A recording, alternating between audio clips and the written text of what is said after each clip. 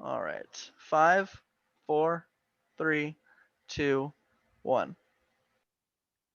Good afternoon. I'm Jim Eskin, and on behalf of Eskin Fundraising Training, it's my privilege to welcome you to our nonprofit webinar series. This is number 50. I think it's kind of lucky. And this one is on a subject that's very personal to San Antonio and myself, and I'm going to take a few minutes. It's about partnering with Microsoft. And when we talk about nonprofit empowerment, the Microsoft mission statement is to empower every individual and organization on the planet to achieve more. I think that's an absolutely awesome mission. I'll introduce our special guest in a minute. Um,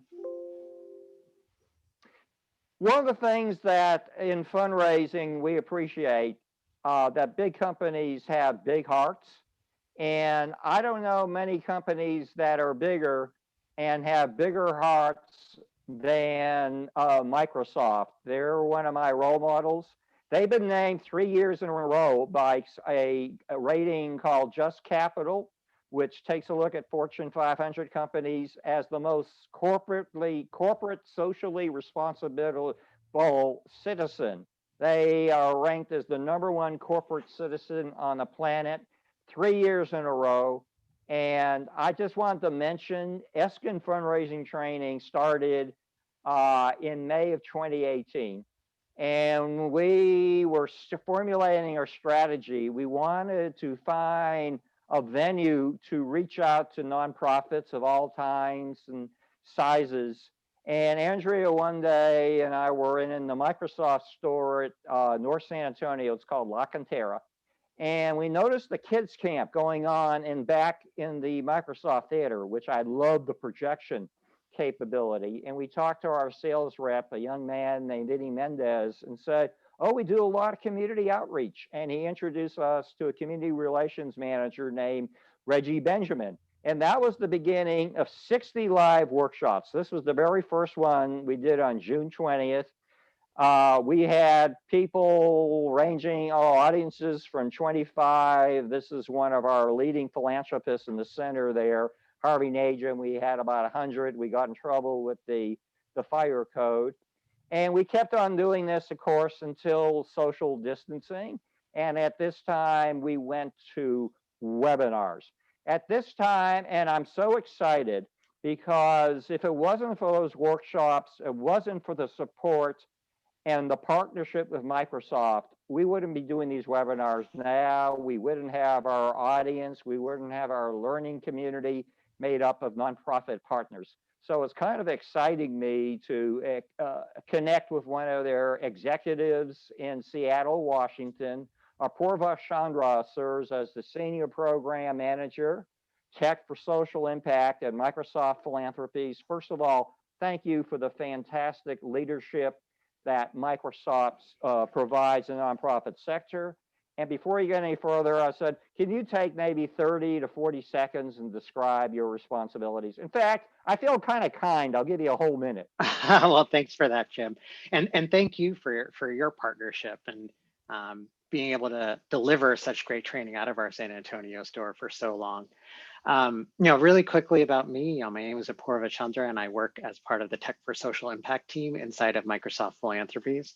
So I get the lucky job of being able to develop training content for, like, specifically focused for nonprofit staff and volunteers. So hopefully some of you are familiar with the discount donation program that Microsoft provides to nonprofits.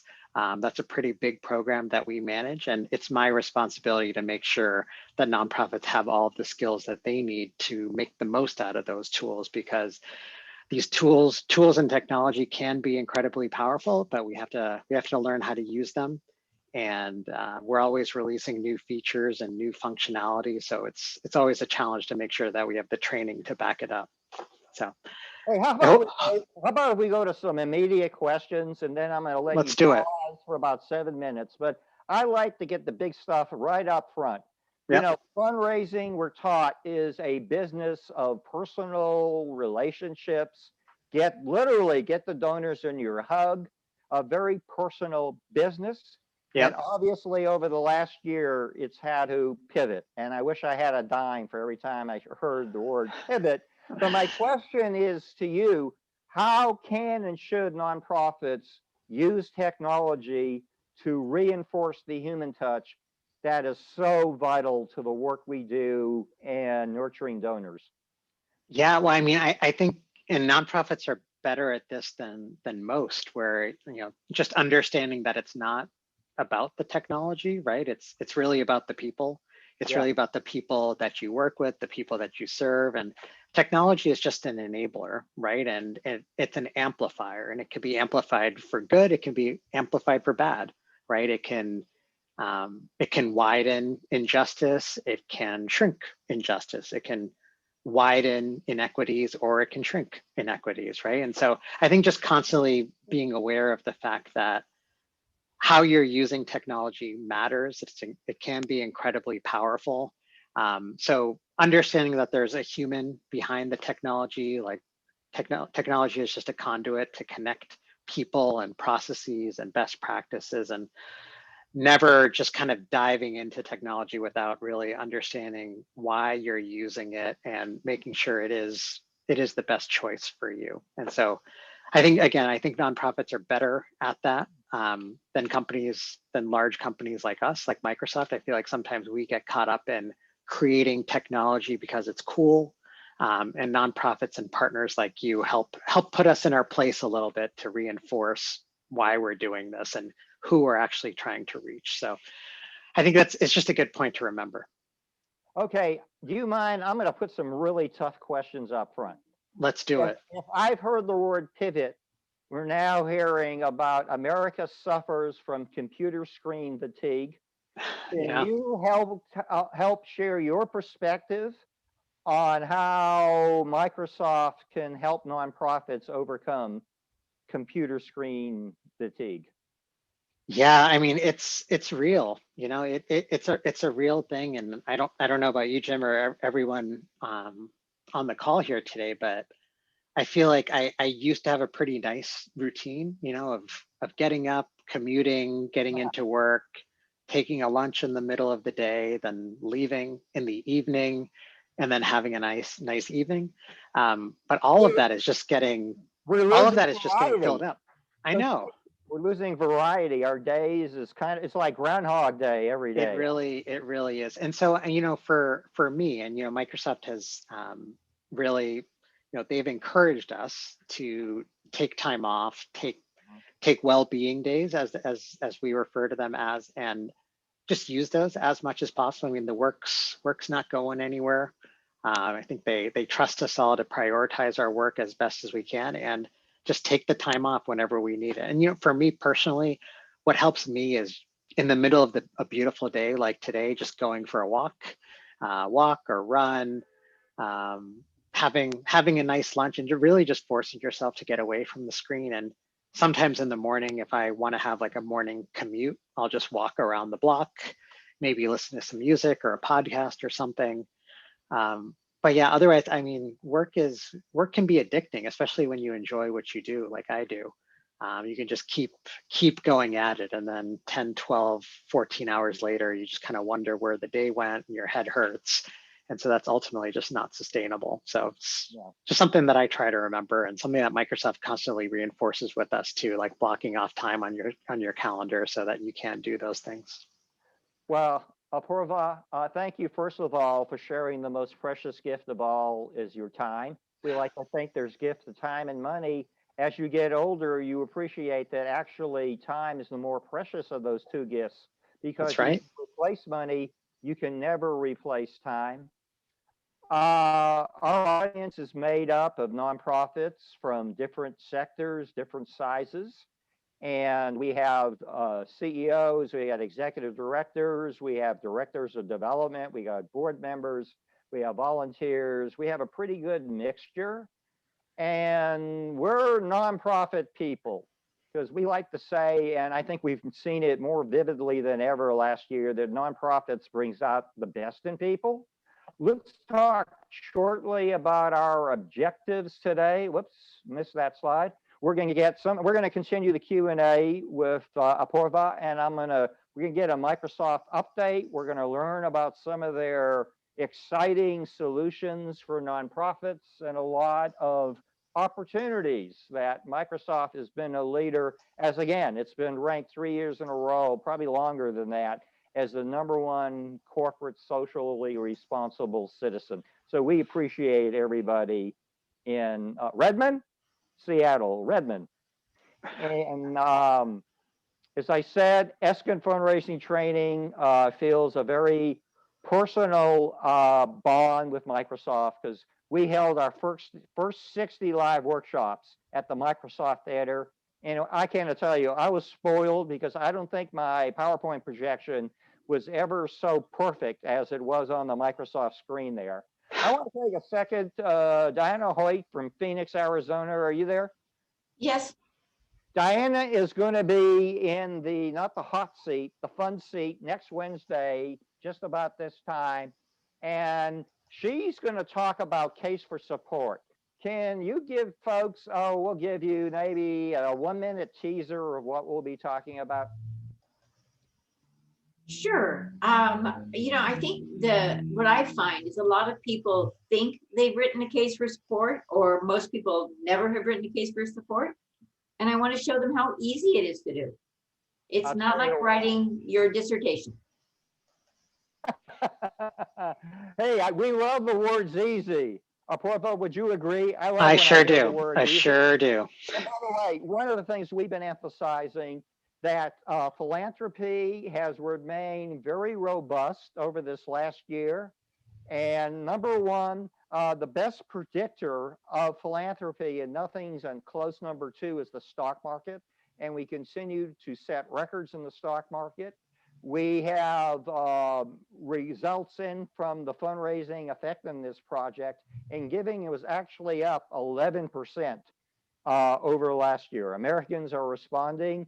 The Lilly School in Indiana has put out projections indicating very robust increases in 21 and 22. And by the way, Apurva, we have a standing offer out to Mackenzie Scott. Every time she wants to call in, we're going to put her immediately on. We call her a Wonder Woman.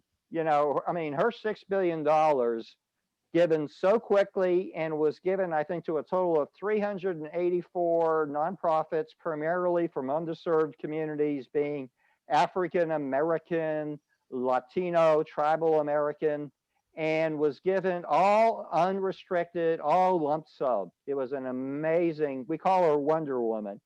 So it's a good time in philanthropy. We want you to go out there and ask. By the way, Apurva, most of our audience is from small to medium nonprofits. We have 1.5 million nonprofits in the country. We have 100,000 in the great state of Texas. We have 6,000 in San Antonio. And most of them, you see, 88% are small. They all share the passion. And by the way, one of the things, Diane and I were brought up that fundraising was a face-to-face. That's the only way you could get money, is to get a personal meeting with Apurva and ask him face-to-face. But we've actually seen virtual fundraising work. And again, that's why I think it's exciting to talk about our nonprofit tools. We have a little tradition. At this point, we'd like everybody to type in 3 words, nonprofit strong. Type in nonprofit strong. And I'm going to do a little quiz. Diana, what are we? I'm sorry. What are we? 3 words you see on the screen. Nonprofit strong. You got it right, And Apurva, what are we? We are nonprofit strong. Okay, I must be wisdom. Hey, well, how about we go to our Q&A? By the way, I want to introduce our producer, Michael Largent, and he's going to explain how you can share questions either by typing them in, or we'd love to see your face and come on the screen with us. Michael, with Game Day Media, can you take a moment to explain the mechanics of sharing a question or comment? Sure thing. So if you guys are listening and you have any questions, you can just type them in the chat space below, or you can turn on your camera and unmute your microphone, and when we go to questions, you can they'll ask you for questions, and you can just say, "Hey, I have a question," and then you can actually speak out your question instead of just typing it in, which is what we would prefer. And those are your two options for questions. Okay, thank you, Michael. And I'll tell you what, Apurva, how about if we resume our Q&A? Let's do it. You know, last year was like none other. Can you give us an update? I think Microsoft has something like 163,000 employees. Yeah. And spread out something like 170 nations. It's just how has working remotely gone for 163,000 employees? Yeah, I mean, so I think there's two elements of that. I think there's kind of the pure nuts and bolts productivity aspect of it, and then there's the personal side of it. And I think from the purely productivity wise, you know, it's going quite well. You know, like we're continuing to meet all of our targets. You know, yeah, all of our sales targets, all of our philanthropy targets, all of that stuff. We're doing everything we need to do, and I think that's a testament both to the technology that we're fortunate enough to have, as well as just the resilience of the people who are working. Right, like it takes a toll, and we've had to retrain ourselves to figure out how to do all of this, to move stuff that used to be done in person and move it to a virtual world. So I think it speaks a lot both to the people and the technology that we've been able to be so successful, Now, despite having everything disrupted. I'm going to put my 2 cents in, and that's how much it's worth. But I would imagine, Microsoft, you had an advantage on most organizations since so much of this technology, it's what you're about. That's true. No, and I think we certainly did. And I think we are fortunate enough to have access to all of this technology. I think with that said, though, I mean, most of the people at Microsoft used to work in offices every day, right? And so we certainly had to pivot. We've been fortunate enough to have the technology to be able to do that relatively seamlessly. But it has been a paradigm shift. But you know, it's gone surprisingly well, I would say. But on a personal side, you can't underestimate the loss on a personal side of having those personal interactions with people in the office and being able to have lunch with people and bump into people in the hallways and just chat and like interact with people when they're not just like squares on a computer screen, right? And so I think there's been tremendous loss there. So I feel like I'm looking forward to getting back into the office and building those relationships back up. I'm going to put that on the spot. Is there any talk about that timeline? You know, we have guidance now about, you know, in the September timeframe is when we're hoping to come back into the office.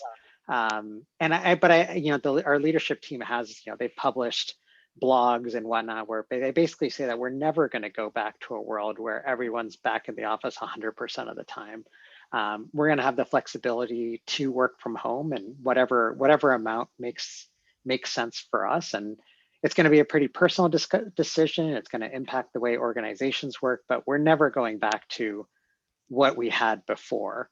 And I think that's ultimately a good thing, to give people the flexibility to work from where they want to work. I just know that for me personally, I likely will be going into the office a fair amount of time because I do miss it. Okay, well, I don't see much gray hair up there. You know, that will get a little. Hey, listen, as we talked at the outset of the show, Microsoft has consistently ranked as one of the world's top corporate citizens in every way of its respect for diversity, for its employees, for environment, sustainability, and support of nonprofits. How will Microsoft be maintaining its leadership in the virtual setting and working with nonprofits? Well, I mean, it's the last year has only amplified the need that's out there. And, you know, we've been in a position where we have so many of the tools that we have so many of the tools that we believe can help nonprofit organizations achieve their missions. And we know that nonprofits out there are under so much stress right now, and, you know, funding levels aren't what they once were, and they're dealing with all of this ambiguity. But we believe that we have a lot of the products that can help, from Office 365 to Teams to Azure, Power Apps, Power BI. And so not just having the products, but also the skilling content, right? Like we have a lot of content on Microsoft Learn, on LinkedIn Learning, and we've worked with a lot of nonprofit partners like TechSoup, for example, to develop training and courses to help nonprofits specifically learn how to use those tools in a better way. Yeah. Hey, let's dig in a little deeper in that question. Can you talk about, in the new virtual environment for the foreseeable future, what partnerships between Microsoft and nonprofits are going to look like?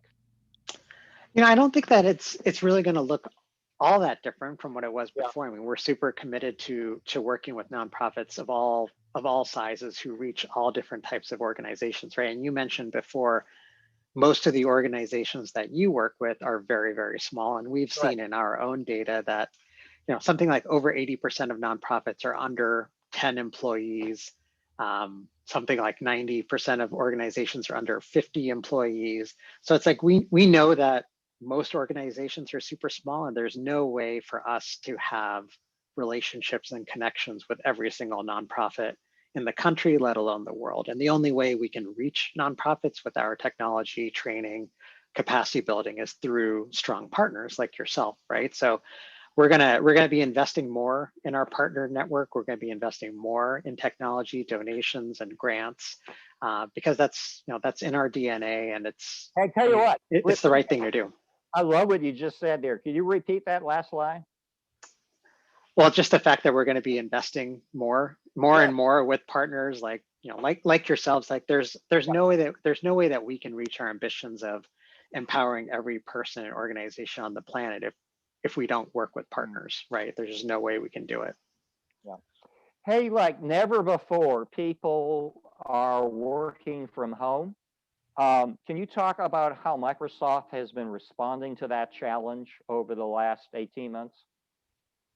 Well, I mean, it's scaling out existing products and services, right? Like if you follow Microsoft at all, you'll see that there's new products and features getting added every day. So inside of Teams, like if you use Microsoft Teams, which I hope many of you do, new features, functionalities coming out every month. And just yesterday they released a bunch of new hardware, like new webcams, new speakers, new headsets.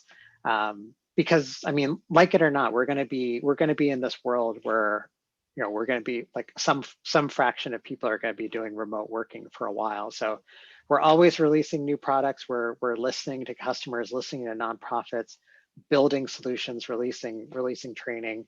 And I mean, specifically on the training aspect of things, so many nonprofits have moved a lot of their program delivery that used to happen in person to online. So whether that be like virtual fundraising, donor management, galas, like any sort of event that used to happen in person has happened online this year. And Microsoft, we believe that we have a lot of the technology to help nonprofits with that transition, like whether it be Office 365, Teams, Azure, Power Apps, a lot of like really powerful solutions built on top of Azure, moving processes like virtualizing desktops.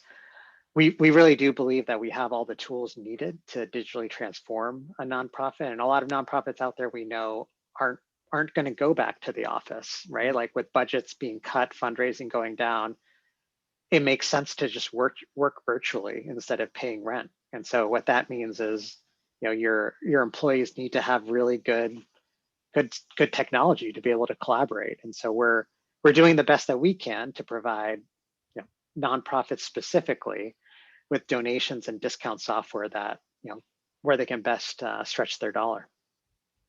Apurva, for the first time in this show, I'm going to have to use the Z word, okay? Everybody, every day, everybody here, Zoom, Zoom, Zoom. Can you not quickly, we got some time, talk about Teams and how Teams can really help nonprofits in their communications with donors and supporters? Sure, no, and thanks for the opportunity to talk about Teams. And so, I use Zoom like in webinars like this, but 98% of my day is using Teams, sometimes 100%. And I guess what I find the most valuable from it is the fact that I don't need to do video in one place, chat in another place, work on documents in another place, store documents in another place. And so, I certainly see the appeal sometimes of like using Zoom for one thing, Slack for another thing, Google for another thing, Box for another thing. But gosh, that feels like managing a whole lot of things. I can just do all of those things inside of Teams, and Microsoft provides that for free to all nonprofits of any size, small, big. Could you repeat that again? I'd love that. Could you repeat that again? Well, the fact that you can do all of that stuff for free as a nonprofit. Yeah. And so, yeah, I mean, to me, it feels like a no-brainer. The fact that you can do everything using one application for free, whether that's collaborate on documents using Office 365, communicate with your coworkers and external people, like via chat or inside of groups, do your video meetings just like that, just like this, store your files via SharePoint, all inside of Teams. And there's more and more experiences, like we're going to get a new training functionality built into Teams. So, every month we're making Teams better and better and better. And so I strongly encourage you, if you haven't looked at it before, or if you haven't used it, you might already be able to use it like with your Office 365 or Microsoft 365 license. So, the fact that it brings everything together, and it's completely free for nonprofits, I certainly feel like that's a pretty strong value proposition. I would agree. Happy to answer any other questions for folks, or if you're looking for information on how to get trained up on Teams, I have a lot of information that I can share with you. And like, Jim mentioned that he used to do trainings through the Microsoft Store. The Microsoft Store still exists. It is just all in a virtual format. And by the way, they do a lot of great training. Sorry, Jim. You stole my next question. Yeah, sorry. Perfect segue. The fact that we met folks and set up the workshops at the store is we would always go in for customer service. Was there great customer service, and always your choice beverage too. Okay. And how is that going to be replaced moving forward? Yeah, so the stores team, they still exist, but they have all of the people that used to greet you inside of stores and used to be so helpful, they're doing the exact same thing through Teams now. So we have, the stores team has a beautiful website where you can see all of the trainings that are occurring. You can join any of them. It's all completely free. So if you want to learn how to use Teams better, there's about 10 different sessions every day where you can join and ask questions. It's completely live with the live Microsoft Store employee that's showing people how to use it. And Jim, I'm actually going to send those links to you, because hopefully in the near future you can do your webinars on Teams. Yeah, we're talking about that. Let's talk a little more about nonprofits. Let's do it. Is there any special training, coaching, or instructional programs for nonprofits on the use of Microsoft products? Oh my gosh, there's so many. That's my job. That's my job. So, when we think about training for nonprofits, like it could just mean 100 different things, right? It could mean the very, very basics of, hey, what is this cloud thing? Why should I use the cloud? What's cloud computing? What's AI? What's a chatbot? What are these things, right? And then you can move to, okay, like how can I better use Teams? How can I better use Word, Excel, PowerPoint, SharePoint, OneDrive? How do I use Power BI or Power Apps or any of these Azure modules, machine learning, cognitive sciences? And then there's, okay, I actually need an industry certification. I want to be, I'm an IT admin, and I want to get the advanced security certification, the advanced machine learning certification. We have training that hits all of those different sections. So depending on where you are as an organization, where you are in terms of that digital transformation continuum, if you will. We have trainings for you, and even broken down by the type of role that you're at inside of an organization, whether you're an executive director or an IT admin or a fundraising director or a program manager. We've kind of thought through, well, what are the pain points for each of those people, like based on the analysis that we've done? What are the types of things that they do on a daily basis? And how can our technology help? How can we design learning paths to help them along that journey so that we can make their jobs a little bit easier? And we've developed nonprofit specific training, like particularly with TechSoup, for example. Like we've developed courses with TechSoup that are focused on the nonprofit audience very particularly. So, we have scenarios set up where you have a nonprofit executive director, and she needs to put together an annual report.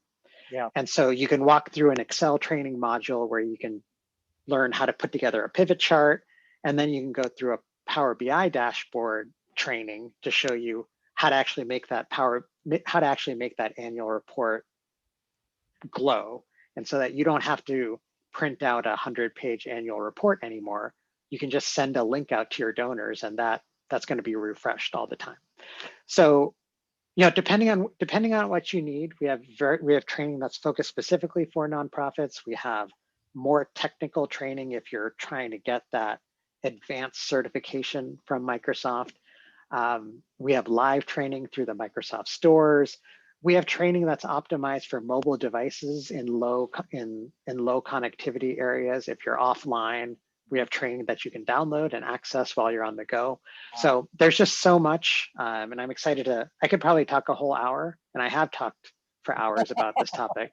So I won't go any further, but just please know that there are so many resources out there, and we'll make sure that you have links to access them afterwards. Thank you. By the way, I have plenty of more questions, and Apurva, we're doing wonderful on time. But Michael, we'd love to take some audience questions before we continue with our formal Q&A. Anybody in the audience typing something in the chat space? Yeah, so we had a question earlier from Diana, and we also had one from Charlotte Ann Lucas. So Diana, if you want to ask your question now, and then Charlotte Ann will get you in afterwards. Okay. And Diana, by the way, she is a top fundraising consultant out of the Phoenix, Arizona area. Quite some time ago, I believe Microsoft had a product called Microsoft Dynamics, and it was a CRM for nonprofits. I heard recently that they were really taking that to another level. Is that true? And what are they doing?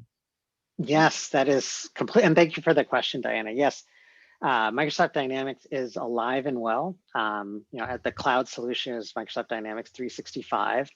And for nonprofits in particular, we're doing a lot. Some of you may have heard recently that we announced something called the Cloud for Nonprofit. And so what that's doing is you've heard me talk today about Office 365, Azure, and now I'm talking about Dynamics. And what the Cloud for Nonprofit does is it stitches together experiences across all of our clouds, if you will, and is optimizing solutions specifically for nonprofits. And the first thing that we're highlighting or showcasing is a solution that's primarily built on top of Dynamics 365, and that's called fundraising and engagement. And so what this is it's a solution that's built on top of Dynamics, which is a CRM solution built specifically to help organizations track their fundraising and engagement. And so there's all kinds of great functionality that's going to be built on top of it, because we heard the feedback pretty loud and clear that, look, for nonprofits, like Dynamics 365 out of the box does, maybe it does 40% of what they're looking for, but in terms of like actually getting a great fundraising platform, it doesn't do enough. And partners can help and support. organizations can build their own thing, but it's a lot. It's a lot to do. And so fortunately now we have an engineering team that's focused specifically on building solutions for nonprofits. And the first main product that we've developed is a fundraising engagement tool. And so I can send you a link to that as well, so you can take a look at how that works. Okay. In the next couple of months, we're going to be launching new products, things like volunteer management, volunteer engagement. But there's going to be more and more. And so much of it is built on top of Dynamics, but also bringing in like integrations with Azure and Office 365 as well. Right. Can we bring in Diana? Great question. Yeah. Did you have another comment? Well, yes, because I just want to know that you're going to do better at Microsoft than Salesforce did at creating a product that really wasn't built for nonprofits. That is our ambition. That is what we're trying to do. You and I will talk, because I've written software. Okay. Hey, for nonprofit. You think I have tough questions? Watch out for Diana. No. I mean, and that's Salesforce is a very, very strong competitor, and we know that they. Yeah, thank you. Can we bring Charlotte Ann Lucas on the screen? Yeah. So Charlotte Ann, if you can just unmute yourself, we can get your question. I'm unmuted.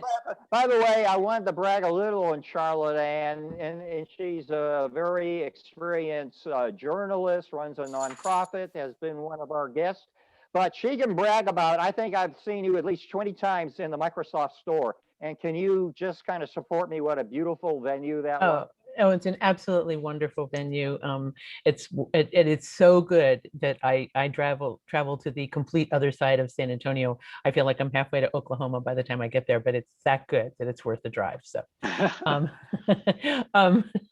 I also want to thank you for something, because I am a journalist, and that means, like, I do words, and so one of the most awesome products that you all came up with was Microsoft Paint, which I could handle as opposed to Adobe Photoshop. And also, yes, I'm thrilled to hear you're doing something that competes with Salesforce, because while the price point is the same on Salesforce, as you may or may not be aware, they give it to us nonprofits for free, but they give us zero support, and Salesforce is really pretty darn scary. As far as I'm concerned. So I'm thrilled about that. I'm also really intrigued with what you're talking about, fundraising and engagement. And one of the things that I was kind of heartbroken to lose during, among other things, during the COVID, was that I had just realized that you guys are in the Benevity program. And so we could have volunteers come to our events and, and get wonderful volunteer time and also donations through Benevity. How have you guys, or have you pivoted on Benevity? I mean, have people been able to volunteer for nonprofits online? Oh, totally. Yeah. No, and personally, I do some tax preparation work through the United Way. And so what we had done, I've been doing this for a couple of years now. And so we had gone to a community center, and I would sit next to someone, and I would prepare their taxes. And, Microsoft matches our time, right? That we donate in person, and we can take that time. Yeah. Is that what you call the Microsoft Give program? It is. Yeah. Completely. Yeah. So we could take those volunteer hours and put them in the Benevity tool, and the organization gets matching. And so now, I do a lot of that tax preparation work virtually, right, through the United Way, and I can still take those hours and match them through Benevity. So I don't know what the numbers look like in terms of like how employee volunteer hours have changed over the last year, but I know that internally there's so many virtual volunteer opportunities that we hear about on a pretty weekly basis. And I probably hear about more of them because I am in the Philanthropies group, and a lot of the people on the picture that Jim had before are people that I work with pretty regularly. So yeah, I mean, there's still a ton of virtual volunteer events that we all do and we all participate in. October is traditionally our big giving month, but we recently made April another pretty big giving month. So I think there's a lot happening. There's a lot of there's a lot of fundraising happening, a lot of volunteering happening as well. I need to do one shameless plug. Nowcast SA does a lot of maps of getting people information that they can use. Oh, yeah. And we do a map for the Volunteer Income Tax Assistance Program here in San great. Antonio, the VITA program. Yep, And that's so what I do. for anybody with income of $55,000 or less, you can get free income tax help in San Antonio, and just go to Nowcast and find the map for the nearest place where you can drop off your income tax stuff. Great. End of shameless plug. No, that's shameless. I called it passionate. And talk about passion. Could we brag a little on employees who are very generous when it comes to both giving their own cash and their time? I want you to share some numbers, awesome numbers of how many millions of dollars and time employees have shared to the nonprofit sector. Yeah, well, I mean, if I'm not mistaken, I believe employees to date at Microsoft have donated about over $2 billion, like in the history of our campaign. And I know that it's only been accelerating. I think it took us, I don't know, 10 or 15 years to get to the billion mark, but then it only took us a handful of years for us to get to that second billion in terms of like amount that employees have donated. But I mean, in terms of the company, I know that last year we donated about $1.9 billion as a company in terms of fair market value of the products that we've donated or provided at a discount, as well as humanitarian aid grants and whatnot. So it's quite a big sum. I mean, we are quite a big company, and we generate a fair amount of revenue. So I think it's only right that we give back and donate in that way. But it's more than just donating in terms of money and products. It's also the capacity building services, the training, all of that stuff. So it's not just here's something like here's technology, here's cash. It's also here's how to make the most of it. So your every statement leads perfectly into my next question. Microsoft is known for being one of the most generous corporate citizens when it's providing both cash and in-kind donations. Any programs you want to highlight for 2021 for nonprofits on how they can approach Microsoft? Well, I mean, I think first, like going to Microsoft.com/nonprofit, making sure that you are registered in our system. So once you go through the validation process that's run by TechSoup, and you're validated as a 501c3 entity, then you become a part of like the nonprofit portal, and then you get access to everything. Like you get access to all of our donated products, all of our discount products, all of our training services. So I would say that's definitely the first step. So Microsoft.com/nonprofits. Does it take a lot of time to register, or is it pretty straightforward? I mean, it is very straightforward, right? You enter in your nonprofit information, your legal entity information. And for nonprofits based in the US, it typically takes a couple of days to get validated. Like wow, like we say a week, but it typically happens in a lot shorter amount of time for organizations based in the US. For organizations based out of the US, it typically does take between 1 and 2 weeks because those laws and regulations are a little bit different typically. But it's very easy to log into the portal, and I would say that's the place to start. Once you are in that portal, definitely take advantage of the Microsoft 365 Business Premium offer. That's 10 free seats of a license that typically costs $20 per user per month. So that's basically a $200 value per month that's being provided for free to nonprofits. So that's the number one thing I would say to take advantage of, because you get all of the goodness of Microsoft 365, all of the email, the storage, the Teams, as well as Windows, as well as Intune security. So please do that. You also get a $3,500 annual Azure credit. So if you're wondering about how to use cloud computing, how to really help scale your business in terms of advanced cloud workloads, and it really doesn't have to be that scary in terms of like deploying AI or chatbots or machine learning solutions, $3,500 annually can go a pretty long way. So certainly encourage you to do that.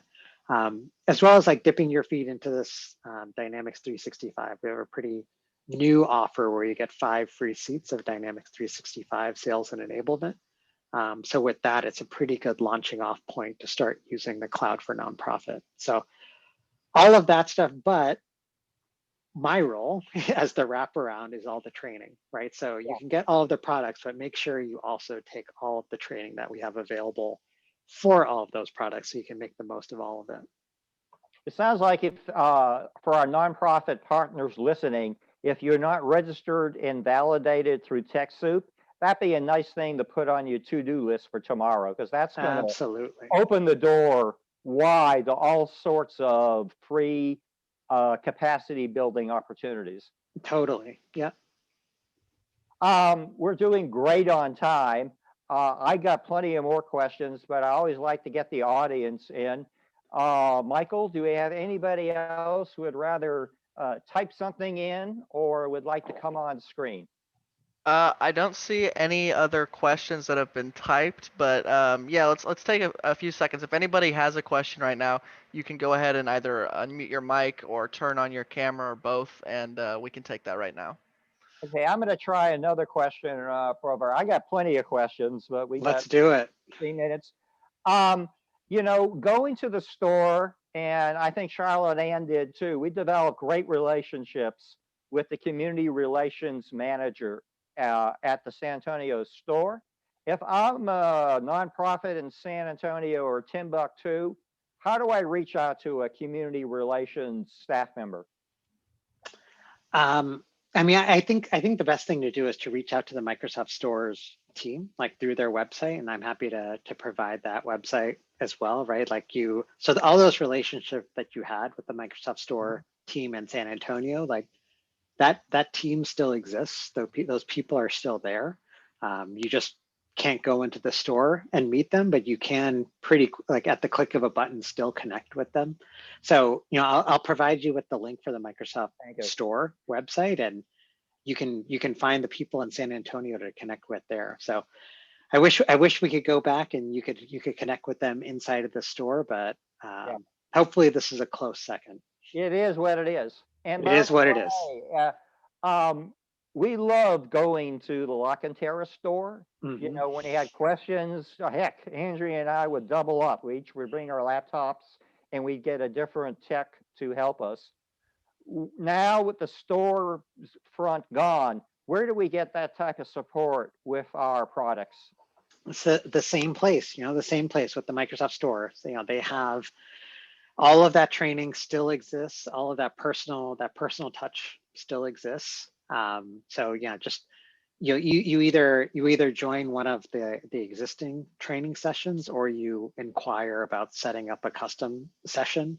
And I know the stores team is very flexible in terms of meeting those needs. Like they are pros and they know our products inside and out. I can even imagine the number of nonprofits that approach you in a typical day.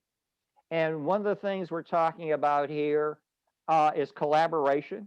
What are your thoughts from a leading corporate citizen position on how nonprofits can collaborate and work for the greater good? Well, in terms of collaborating for the greater good, I mean, there's a lot of tools, there's a lot of technology, right? And we've talked about a lot of that today, which is, you know, things like Teams. Teams is a fantastic collaboration tool. You can communicate with people inside of your organization, outside of your organization, put together documents together, do video discussions with them. And so I think that's certainly the way to do it in terms of technology. And by the way, we're not going to mention the Z word, but I will say Teams and nonprofits is free. Is that right? It is completely free. Wow. Yep. Hard to beat that price. Hard to beat it with free training. So yeah, and I mean, I also think though that it isn't just about technology, right? It is about it's about the people and it's about events and it's about making sure that you still are getting diversity of opinion and thought. I think what we've lost in terms of the in-person communication, kind of the serendipitous connections with people that we may not have otherwise engaged with. If we just, if we sit at home in front of our computers, we can lose that human touch. We can lose the serendipity of like connecting with people connecting with people who have different backgrounds, different ways of approaching problems. So to encourage people to still go to, webinars like this or online conferences, just to make sure that you are continuing to keep your horizon broad. You're connecting with other nonprofit thought leaders, understanding how other organizations are getting through this tough time. So it's, technology is just a conduit. I think we have some great technology that can help, but make sure that you are getting out of your bubble and trying to connect with people from all different walks of life. Yeah. Apurva, important things to me should be repeated.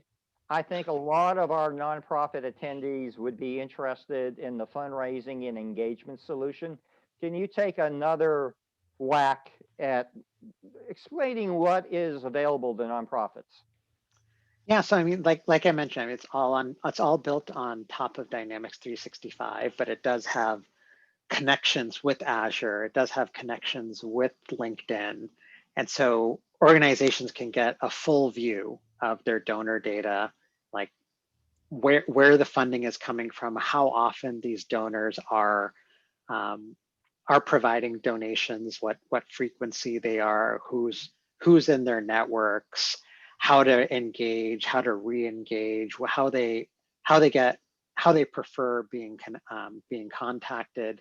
So all of this built on top of a world-class CRM solution of Dynamics 365.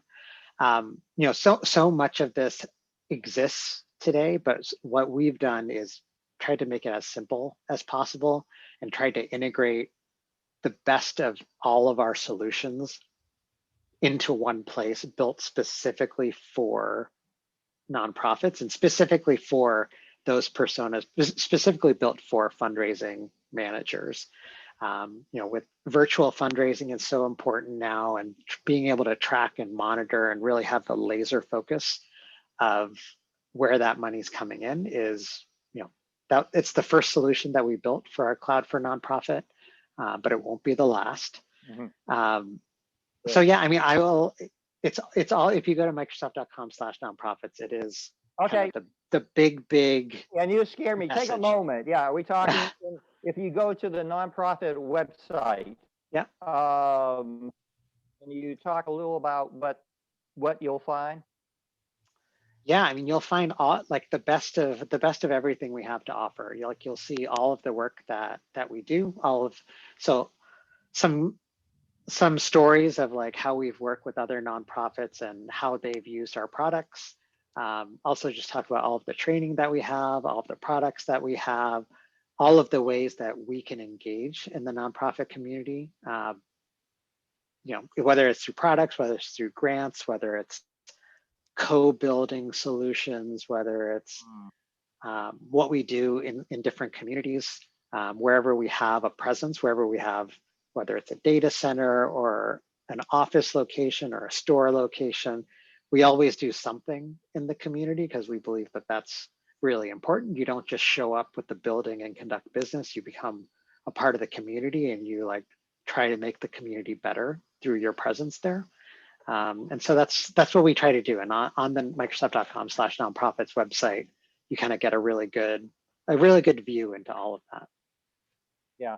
Hey, listen, we have about 7 minutes left, but I want to check if our audience would like to type in, or better yet, come on the screen.